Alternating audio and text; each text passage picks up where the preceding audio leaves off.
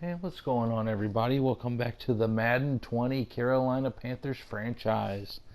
We are through the off season of season one. This is episode one of season two, y'all. Definitely, if you've been enjoying the content, definitely hit the subscribe button, give me a like, give me some comments in the comment section. I appreciate everybody. So 2019 was a wild season. It was kind of a roller coaster season. Started off the year 4-1. Lost a crazy game to the Bucks in London, and then went through a rough stretch there towards the middle of the season where we went 0-2-1 in 3 weeks, and then finished off the season strong with five straight wins, culminated by a 32-6 beatdown of the New Orleans Saints for the NFC South, what was essentially the NFC South championship game the last game of the season in Bank of America Stadium. And then everybody was riding high on the Panthers. Everybody was saying that they were the true team to beat in the NFC as they go into the NFC playoffs, the number 2 seed, and promptly lay an egg against the Saints. 31-12 was the defeat. Very disappointing way to end off the year, especially considering how high the Panthers were playing, like how high the expectations got. Cam Newton killed it the last the last 5 games of the season. That 5 game winning streak, Cam was killing it. The defense was ranked number one going into the playoffs. So to get beat that way at home, I mean, that's just tough anyway because, we played the Saints the last game of the year, and then, you're riding high on this 5 game winning streak, and then you have the bye week, which is kind of a gift and a curse to get that first round bye because the Carolina, if Carolina didn't have the bye week, who knows what would have happened because they were playing so well, and then you get that bye week, and then you have to play the same team that you just beat down 2 weeks prior, and they want revenge. So that was the way the season ended. So definitely a sour note to end the season, considering the 11-4-1 record and everything that went along with that. But here we go. We're ready for season two now. Now the draft, I wasn't really all that happy with the draft, but we were picking 26th. And it seems like this year in Madden, it's gonna be harder to build through the draft because they've, knocked all the players down into tiers. So there's less of there's less of like the players in the low 80s, the 70s in drafts. I've drafted some drafts where I've gotten guys in the 80s, like in the third round. So it could have easily been also just a poor draft class. Who knows? But we did make some signings also in free agency. We brought in Ziggy Ansah, and we brought back Josh Norman to play the slot, to play nickel corner for us this year. I always love Josh Norman. We brought in the preseason. We brought in Jermaine Kearse to take over the Torrey Smith role for us. We brought back Brandon Fusco to play left guard for one more season, and I think those were all of the major signings. We got some depth signing, like I got Connor Barwin as like a depth signing, and Andre Smith to back up Greg Little at left tackle just in case he gets hurt. But anyway, as you can see, we've got a question from Jonathan Coachman. He wants to know, with the strong preseason, which the Panthers were 3-1 in the preseason, how far in the strong record a year ago, of course the 11 wins last year, how far can the Panthers go this season? Honestly, we're expecting playoffs. For Ron Rivera last year, it was big for him to rebound from the disastrous 2018 season.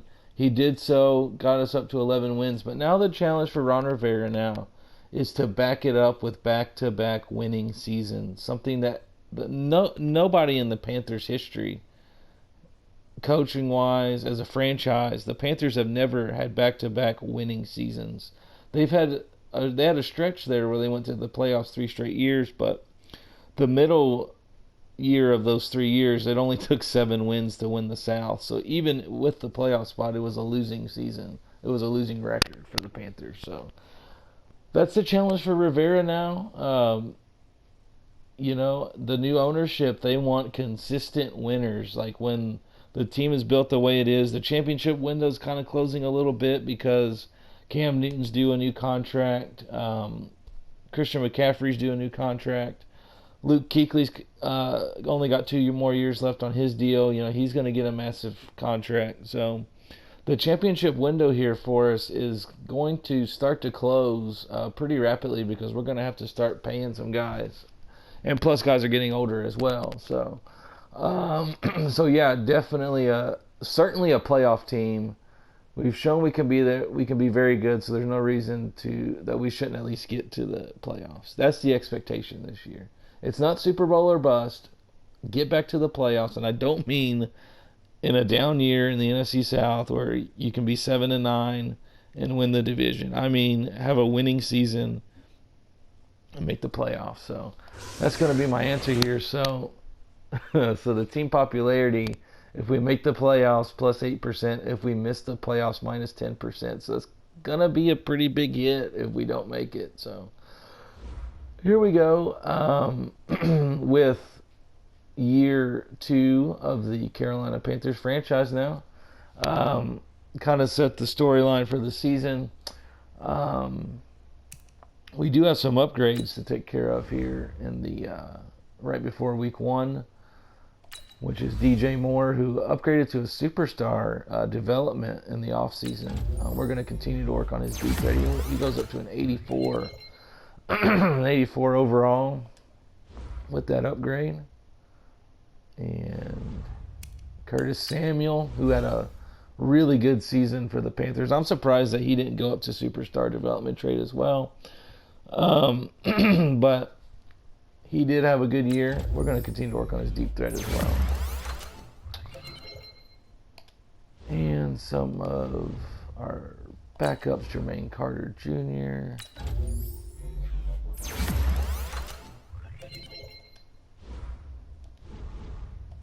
Andre Smith,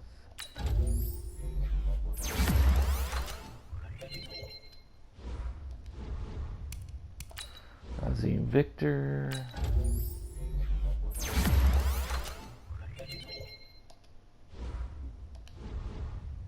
and Connor Barwin, who was brought in strictly as a depth signing. Worst case scenario, he's a veteran guy that can maybe make some plays. I'm not sure, but so those are the upgrades. So we'll get a look at the team now. As you can see, 81 overall, 83 offense, 81 defense. Now this offense at the end of the season last year was 85, so we kind of took a little bit of a hit there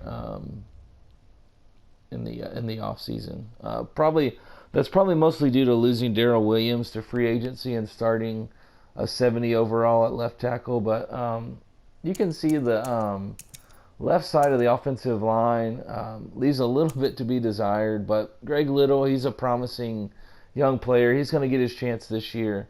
And hopefully he can progress as the year goes on. Also, Brandon Fusco, he's just a veteran Band-Aid, if you will, just until we can either draft or get a long-term solution at left guard. Matt Paradis, 87 overall. Trey Turner, 81 overall. And Taylor Moton's going from the left side to the right side this year. And Greg Olson's still ticking. He's got an 85 overall at the tight end spot. 84 overall for DJ Moore. Again, we signed Jermaine Kearse at the beginning of the preseason to take over the slot role, the Torrey Smith role from last year. And we've also got Sherfield. He's a really fast guy. He's going to probably use him on punt returns and kick returns this year. Christian McCaffrey's a 92 overall. Cam Newton, no regression. I was worried about Cam Newton's regression going into the second year, but he actually didn't regress at all. He's still an 84. And Curtis Samuel is an 82 on the other side. Looking at the defense, the defense is going to take a little bit of a hit this year with the loss of Gerald McCoy and Bruce Irvin. You can see the safeties are still Melifonwu and Eric Reed. Daniel Linder, he was our first round draft pick. Now, I could have started Jermaine Carter Jr. here at this spot because he's got a higher overall. But we saw last year. Now, obviously, Linder doesn't have a hidden trait. He's a normal development right now. But we saw last year when Brian Burns, he got a few sacks early in the season, and then he really took off. So I'm hoping if I start Linder this year, that he can get off to a fast start, can get a handful of sacks, maybe force a couple fumbles, get an interception here or there, but really just like get 7 or 8 sacks this year. Maybe he can bump up in a depth trait, but just getting that experience with him on the field, and we want to really get a return on our investment. We spent a first-round draft pick on him. Jermaine Carter Jr., he's a good role player. He's a good depth guy. But even though Linder has the lower overall, he does have some higher ratings than Jermaine Carter Jr. He does have a better awareness, actually. He just has lower tackle ratings and stuff like that. So, excuse me. So we're going to start Linder at the right outside linebacker. Of course, Brian Burns. Oh, I'm so excited to see him this year. He's up to an 87. He was a 75 as a rookie. He jumped up 12 overall points from rookie season to this year. Really looking forward to see what he can do. He had 15 and a half sacks as a rookie last year. And then Shaq Thompson, Shaq Thompson and Luke Kuechly, a middle linebacker. And again, we brought Josh Norman back in to be the slot receiver. He's only a 75 overall at this point in his career. He's 32 years old, but he's an upgrade over Ross Cockrell from last year. So, and that's just a sentimental signing for me personally, but we'll see if he can get it done as a slot receiver. Dante Jackson and James Bradbury, 83 and 80 are the starters there. F.A. Obata is the starter at the right defensive end position. And I moved Christian Miller from outside linebacker to defensive end. Bumped him up a couple points in his overall. So moved him up to defensive end. Going to try to develop him into one of the pass rushers of the future for the Panthers. K1 Short still ticking. He's an 86 overall. And then Dontari Poe, he's on the last year of his contract at 78. And we've just got some depth guys here for the defense. So special teams. I'm going to go ahead and change this here to Sherfield. Well,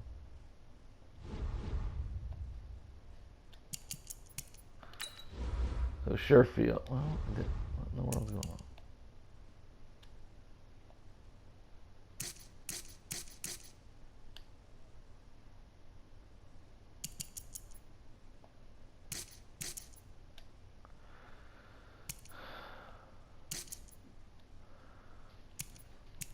All right, so Sherfield is going to be our punt returner this year. And